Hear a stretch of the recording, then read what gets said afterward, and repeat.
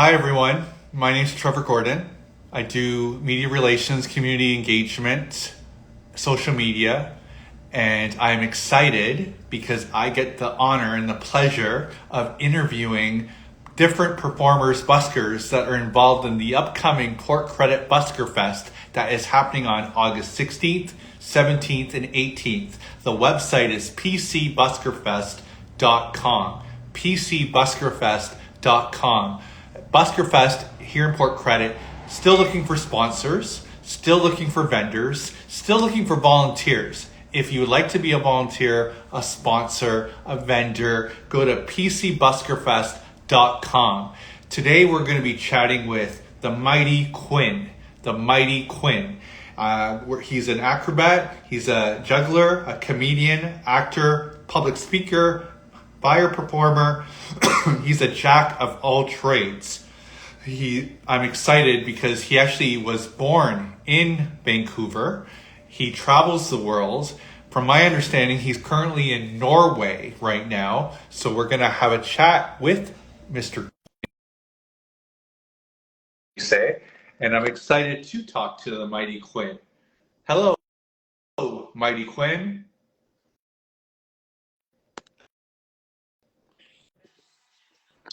There we go. Hello, Mighty Quinn. Hi. Oh my So gosh. when I see you, do I always say hi, the Mighty Quinn? No, no, just say Quinn. Quinn's my real name, fortunately. So you don't have to add the arrogant first part. Okay. Well, where are you in the world? I heard a rumor you're in Norway. I'm in Norway. Yes, I'm in Trondheim. So what brought you to Norway?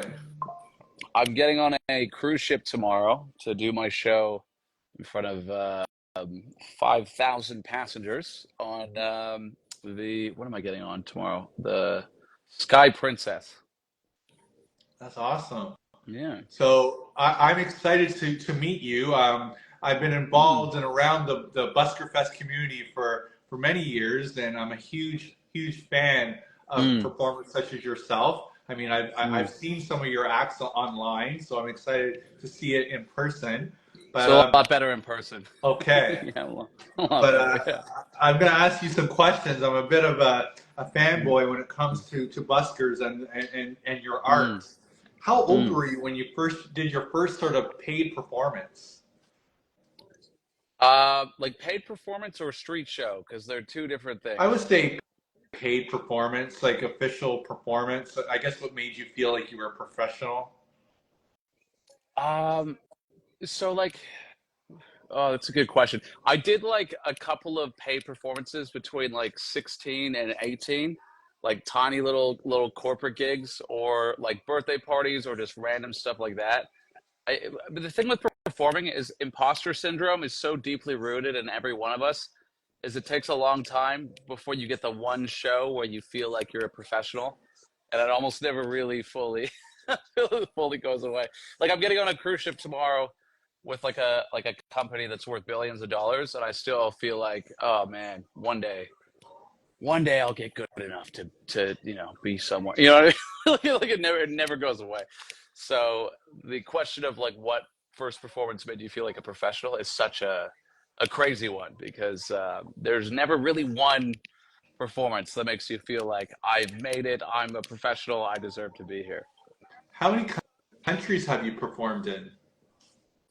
I stopped counting after 25, so a Wow. lot. Yeah. Why did you want to stop? Just because there was just too many, or like I'd be curious. I'd be that person that would like have a map and like highlight every possible spot. You know? Yeah, I know. Well, I mean, the location of the performance stopped mattering really to me. It was more like the quality and how well I did. Like where it was happening was like kind of the last thing that was on my mind. Like at a certain point, because it's like it's more like when you go to a new place, sometimes you have to change the show depending on the culture or the language or how certain like different countries are different. Like I could have a show that worked really well in London, England, and then I go to Amsterdam and like it doesn't work as well. And then I'd be like, change things to like make it work. So I stopped. I don't know, like just where the location stopped mattering after a certain point, and the quality started to matter a lot more. That kind of touched on my next question is like, being going visiting 25 plus countries, what can you teach us, the average person that might not have been to 25 plus countries? What have you learned about the world that you can maybe share with us visiting that many Mm. countries? People are exactly the same but different no matter where you are.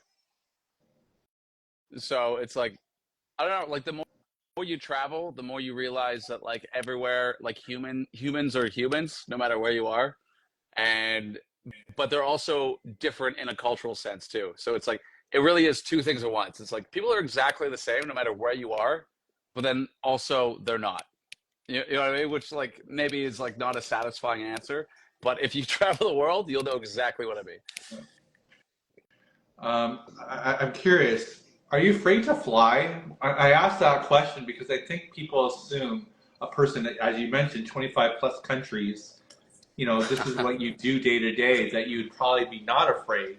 But from many Mm. people that I've spoke to, they actually are afraid to fly. So I'm just curious. Only if it's a Boeing 787. Otherwise, I'm not afraid to fly. Valid. Yeah. How many, how many hours do you practice a week? Um, that depends on what kind of mindset I'm in. So I write a lot because comedy is like the number one thing that I care about. So I write every week no matter what. Whereas like practicing depends on where I am in the world, how much time I have off, and like what my goals are for that month. So if I'm like trying to actively get a new trick that I want to put in the show, then I'm practicing a lot. And then if I am literally just working on a new comedy gig, I'm not practicing at all. So I actually don't practice that much. I really don't. I write a lot because for me, comedy is the glue that holds the show together. The tricks, not really, like kind of, but like the tricks I've been doing since I was like 10 years old. So those will be there no matter how much I practice. Whereas like the jokes, like culture is always changing. People's perspective on the world is constantly changing. So like I need to be constantly like writing and coming up with new material to like stay relevant and have my material like actually be impactful. So like writing is the thing I do all the time, and then practicing I do if I have the motivation left over after writing, going to the gym, traveling, flying 17 hours to the get. You know what I mean? It's like practicing is a little bit of an afterthought for me at this point in my career. This is going to be a very deep question. What is your favorite flavor of ice cream? Favorite flavor of ice cream is pistachio and pistachio and bubble gum. Actually, very two different flavors that don't really go together, but on their own, the best. We saw a bit of a cameo appearance of a gentleman I think that we might know, and I think we saw him in Toronto and Port Credit last summer. Would that be Victor by chance? So unfortunately, I am here with the with the great Victor Rubelar, who is here to say hello, a street performing legend, and but a baby on cruise ships, but a street performing legend, and we're getting on a ship tomorrow, um, and he's taking money out of my wallet and, Well, what and he's he's showing showing it to us them. is Canadian money. True, That's Canadian money. true. That is Canadian money that I earned at a street show a few months ago. Midnight time. Oh, something that's actually kind of cool. So, guess what time it is where I am right now? Looking I, at that. oh wow. Well, it's 5:38 Eastern time here in Canada, Toronto, Canada. What? 1 o'clock. It's 20 minutes to midnight here. 20 minutes to midnight. Wow. Yeah. So the sun doesn't really go down here. I mean, it does for a little bit, but like super late in the like morning, basically. Like I think actually I don't think it goes down at all this time of year. 21st. Really? Yeah, so basically it's just light all the time here in Norway. Wow. For those that are just joining us, we are talking to the Mighty Quinn, who is going to be part of the Port Credit Busker Fest that is happening on August 16th, 17th, and 18th. Have you been to Port Mm. Credit before? I've never been to Port Credit actually. I've performed very little in Canada, which is like kind of embarrassing considering the amount of countries I've performed in. But I performed outside of Vancouver twice, both for Busker Fest, and this will be my third time performing outside of Vancouver, BC. What other busker festivals have you done in Canada? I did Kingston last year, and then I did Red Deer the year before that. I live in Port Credit. I Mm. live pretty much 30 seconds from where you'll be performing. If you have Really? any questions about Port So Credit, after party at your place. obviously, everyone watching, all good. If you have any questions about Port Credit, I can give you the Port Credit 101. I'll be a bit of an ambassador slash slave to you. Whatever you need, I got you. Mm. Dude, awesome. Awesome. Man. I have to ask you, how did your parents feel about your career choice?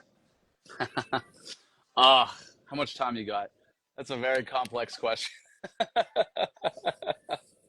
Like, will uh, we see your parents at the show, even though it's not Vancouver, but will they mm, come to Port Credit to see their son? oh, I'll put it this way. My, Hmm.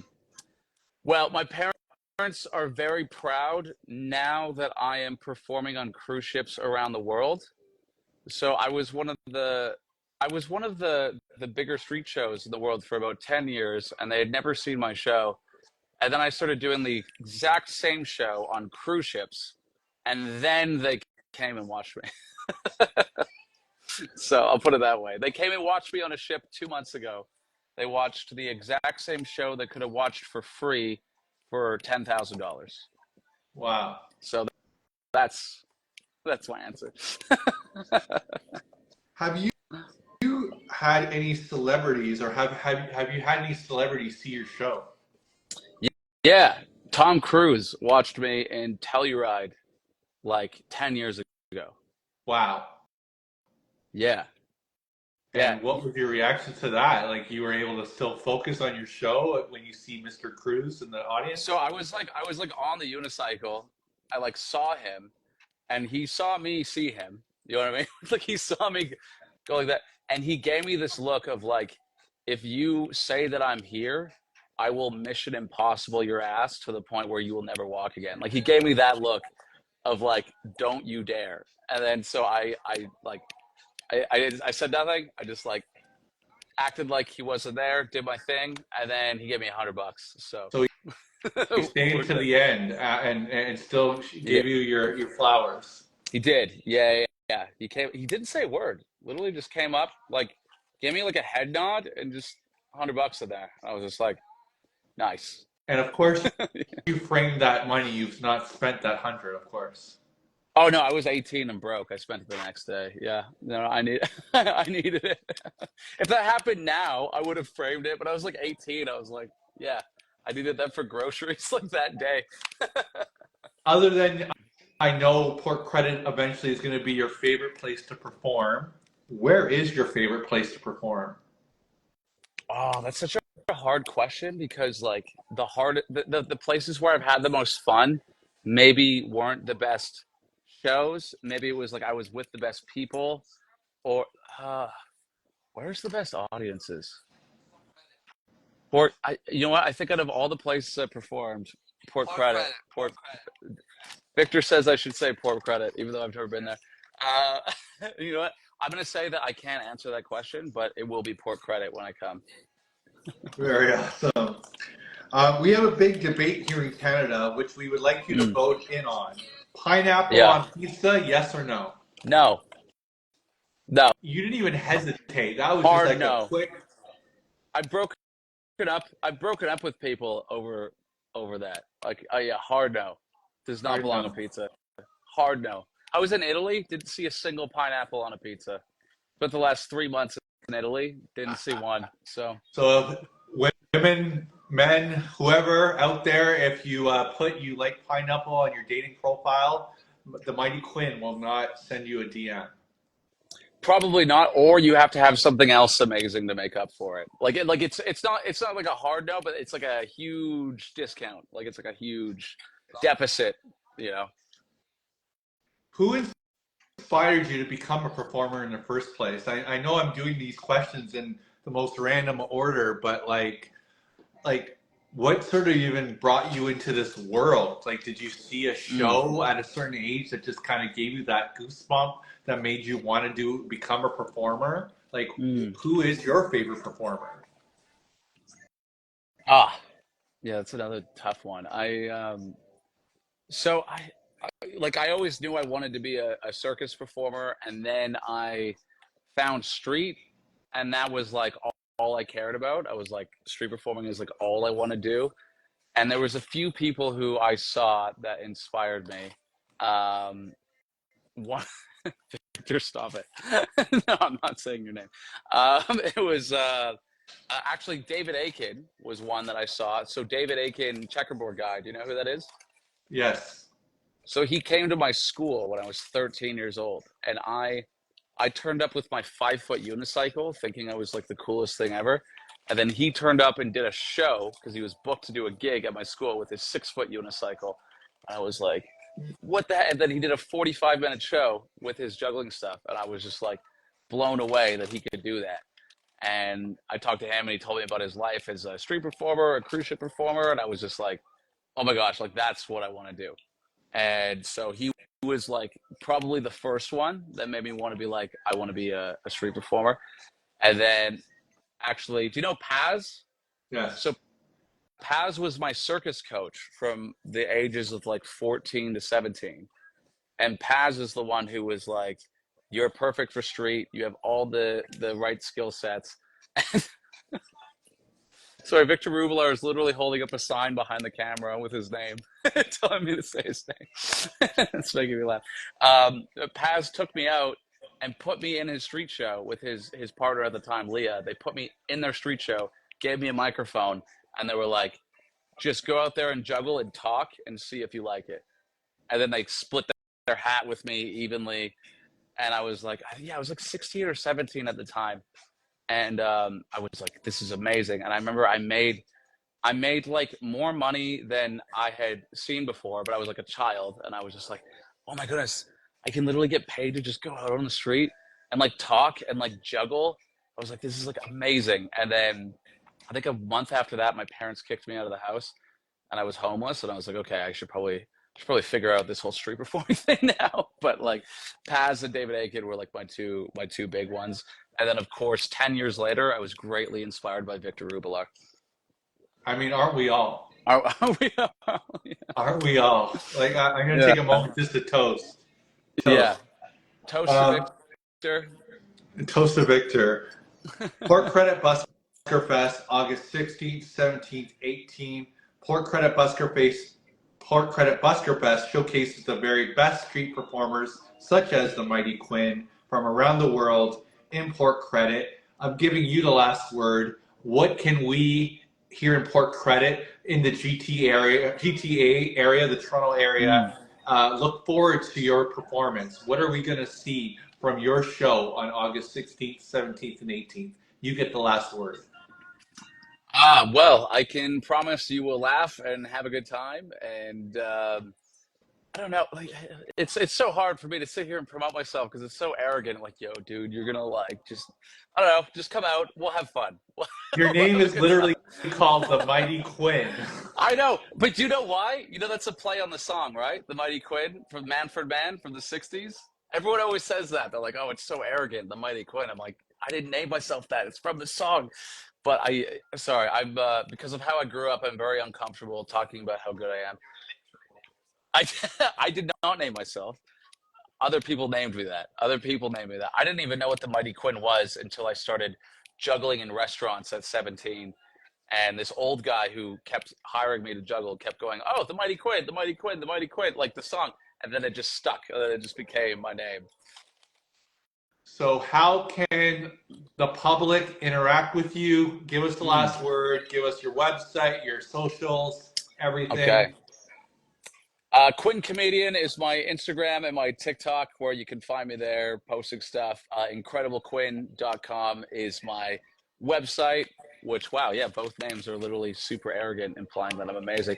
But yeah, come on down. We'll have fun. My favorite thing to do with audiences is to connect with them and figure out what they like and then tailor the show around the sense of humor that they enjoy.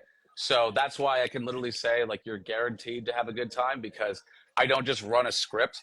I literally try to go out and figure out what the audience likes and then tailor the style of humor around that. So I can guarantee you that if you come out, you will have a good time. Thank you so much for this. I know you're busy. You're literally in Norway doing this interview with us. I appreciate it.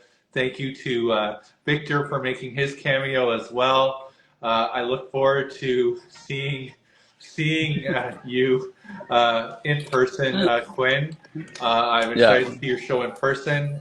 Thank you so much for doing this interview with yeah, us. no, And no problem. for those again that are watching us, you can learn all about the Port Credit Busker Fest by going to pcbuskerfest.com.